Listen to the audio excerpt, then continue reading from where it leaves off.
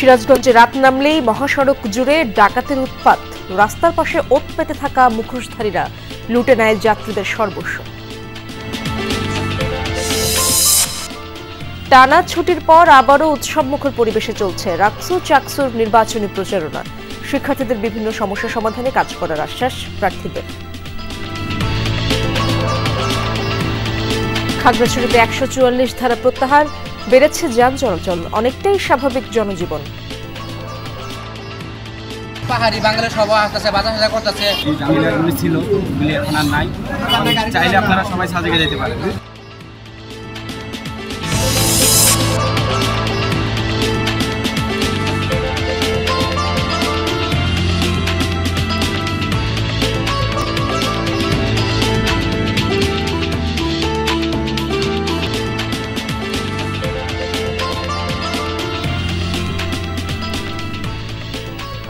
আমন্ত্রণ সংবাদ সারা দেশে, আপনাদের সঙ্গে আছি আমি ইশরাত জাহান।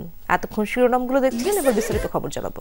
সিরাজগঞ্জে যমুনা সেতুর পশ্চিম সংযোগ সড়কে বেড়েছে ডাকাতের উৎপাত। সন্ধ্যা নামলেই মহাসড়কের পাশে ঘাপটি মেরে থাকা ডাকাত দলের আনাগোনা শুরু হয়। গভীর রাতে নীরব মহাসড়কে চলে ডাকাতি লুটপাট। ভুক্তভোগীরা থানায় মামলা করেও পাচ্ছে না কোনো প্রতিকার। মহাসড়কে একাধিক ডাকাতি হলেও এখন পর্যন্ত ঘটনাস্থলে শনাক্ত করতে পারেনি আইনশৃঙ্খলা বাহিনী। তবে টহল জোরদার করার কথা জানিয়েছে পুলিশ। শুক্রবার রাত 11টা যমুনা সেতুর পশ্চিম সংযোগ সড়কের কড্ডার মোড়ে ঘটে ভয়াবহ এই ডাকাতি। প্রাইভেট কার থামিয়ে চালক ও 2 নারী সহ 5 যাত্রীকে পিটিয়ে নগদ টাকা, স্বর্ণালংকার আর মোবাইল ফোন ছিনিয়ে নেয় মুখোশধারী দুর্বৃত্তরা। ঘটনার ভিডিও ইতিমধ্যেই ছড়িয়ে পড়েছে সামাজিক যোগাযোগ মাধ্যমে। এখানে একটা ফ্যামিলিতে আমরা যে একটা ড্রাইভার, একটা ছেলে, একজন বয়স্ক মহিলা, একজন মেয়ে, আরেকজন বয়স্ক বাবা, ঠিক আছে। পুরোটা গাড়ির সবগুলা গ্লাস ভেঙে ফেলে তাদের অর্থ, গয়নাগাটি, অনেক টাকা, তারপরে মোবাইল 5 জনের সবগুলো নিয়ে যায় এবং রক্তাক্ত অবস্থা। সিরাজগঞ্জে যমুনা সেতুর পশ্চিম সংযোগ সড়কের ঝাউল থেকে নলকা পর্যন্ত প্রায় পুরো এলাকা জুড়েই রয়েছে কলা ও লেবু বাগান। সন্ধ্যা নামলেই সক্রিয় হয়ে ওঠে গাছের আড়ালে ওত পেতে থাকা ডাকাত দল। মূলত হয়েছে যে কলা গাছ, জঙ্গলে এর পাশে টোকাই ডাকাত খুন নিয়ে হাবিজাবি নিয়ে দাঁড়িয়ে থাকে। জোর জঙ্গলের পাশে থাকে, লোকজন যে আসে অমনি যা হামলা করে। এই কলা গাছগুলো দ্রুত মনে করেন যে পরিষ্কার করা লাগবে। এই জঙ্গল পরিষ্কার করলে ডাকাতের আবির্ভাব কমবো বা ডাকাত ধরতেও পারবো। শুক্রবার প্রাইভেট কারে ডাকাতির ঘটনায় লিখিত অভিযোগ না থাকায় তদন্ত এগোচ্ছে ধীরগতিতে। তবে পুলিশ জানিয়েছে মহাসড়কের বিভিন্ন পয়েন্টে নিরাপত্তা জোরদার করা হয়েছে। আমরা নিয়মিত টহরের ব্যবস্থা করছি। তারপর আমরা এই রাস্তার 2 পাশে কলা গাছ পরিষ্কার করেছি। আবার এগুলো ব্যক্তিগত কলা গাছ আমরা পরিষ্কার করার জন্য উদ্যোগ নিচ্ছি। এই এলাকাতে আমরা কিন্তু আমাদের টহলের সংখ্যা অনেক বেশি বৃদ্ধি করেছি। আগে যেখানে আমাদের 8টি থানায় 8টি টহল থাকতো, এইখানে সেটা দ্বিগুণ করা হয়েছে। দ্বিগুণ করে প্রায় 16টি টহল হচ্ছে। স্থানীয়দের আশা, প্রশাসনের দ্রুত পদক্ষেপে আবারও নিরাপদ হয়ে উঠবে যমুনা সেতুর পশ্চিম সংযোগ সড়ক। জারিন অর্নি, যমুনা নিউজ। পূজার ছুটি শেষে আবারও জমে উঠেছে চট্টগ্রাম বিশ্ববিদ্যালয় কেন্দ্রীয় ছাত্র সংসদ চাকসু নির্বাচনের প্রচারণা। সকাল থেকেই প্রার্থীরা বিভিন্ন অনুষদে প্রচারণা শুরু করেন। এর মধ্যে বিজ্ঞান অনুষদ, ব্যবসায় প্রশাসন অনুষদে প্রচারণায় অংশ নেয় শিবির সমর্থিত সম্প্রীতির শিক্ষার্থী জোট, ছাত্রদল মনোনীত প্যানেলের প্রার্থীরা সহ অন্যান্য প্যানেল ও স্বতন্ত্র প্রার্থীরা। লিফলেট বিতরণ, কুশল বিনিময় আর বিভিন্ন আশ্বাস দেন ভোটারদের। নির্বাচনী প্রচারণার পরিবেশ নিয়ে সন্তোষ প্রকাশ করেন বেশিরভাগ প্রার্থী। এমন পরিবেশ বজায় রাখতে কমিশনের প্রতি আহ্বান জানান প্রার্থীরা। এদিকে দুপুরে প্রার্থী ও ভোটারদের সাথে মতবিনিময়ের জন্য দুপুর 2টায় ব্যবসায় প্রশাসন অনুষদে সভার আয়োজন করেছে কমিশন।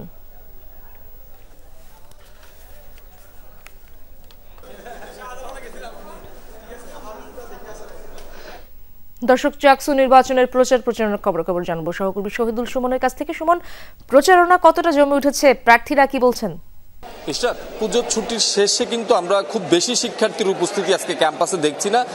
যেসব শিক্ষার্থী এসেছেন তাদের কাছেই আসলে মূলত যারা প্রার্থীরা রয়েছেন তারা যাচ্ছেন এবং তারা কিন্তু নানা তাদের যে প্রতিশ্রুতি প্যানেলের বা স্বতন্ত্র প্রার্থী তারা তাদের প্রতিশ্রুতিগুলো আসলে তুলে ধরছে। আমরা এই মুহূর্তে বাণিজ্য অনুষদে রয়েছে, এখানে ছাত্র শিবির, ছাত্র দলসহ অন্যান্য যে প্যানেলভুক্ত এবং স্বতন্ত্র প্রার্থীরা রয়েছেন তারা সকাল থেকে এসেছেন। বেশ কয়েকটি ডিপার্টমেন্টে এখানে পরীক্ষা এবং ক্লাস হচ্ছে, সেক্ষেত্রে এখানকার শিক্ষার্থীদেরকে টার্গেট করে যারা প্রার্থীরা রয়েছেন তারা প্রচারণা চালাচ্ছেন। এর বাইরে সবগুলো প্যানেলই কিন্তু তারা সব আলাদা আলাদা দলে বিভক্ত হয়ে বিভিন্ন বিভাগ, বিভিন্ন ফ্যাকাল্টি এবং ঝুপড়ি সহ নানা হলগুলোতে তারা প্রচারণা চালাচ্ছে। তারা তাদের মতো করে যে প্রতিশ্রুতি সেটি দিচ্ছেন এবং প্রার্থীদের ক্ষেত্রে আসলে যারা শিক্ষার্থীদের কণ্ঠস্বর হয়ে উঠবেন কিংবা শিক্ষার্থীদের জন্য কাজ করবেন এমন প্রার্থীদেরকে ভোট দিবেন বলছেন এখানকার যারা ভোটাররা রয়েছেন। তারা যেহেতু দীর্ঘ প্রায় ৩৫ বছর পরে নির্বাচনটি অনুষ্ঠিত হচ্ছে, সেক্ষেত্রে আমরা দেখছি এখানকার যারা প্রার্থীরা রয়েছেন কিংবা সাধারণ ভোটাররা রয়েছেন তাদের মধ্যে এক ধরনের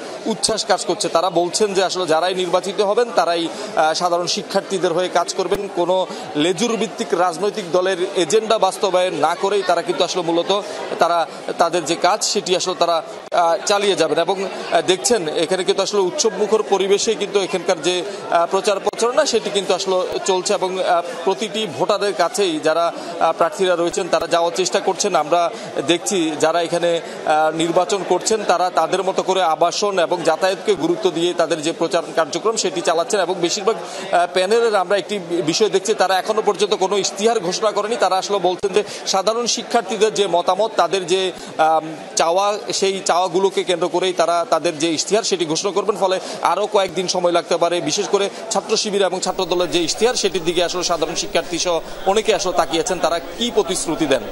ধন্যবাদ আপনাকে সুমন। ছুটির পর জমে উঠেছে রাজশাহী বিশ্ববিদ্যালয় কেন্দ্রীয় ছাত্র সংসদ রাকসু নির্বাচনের প্রচারণাও।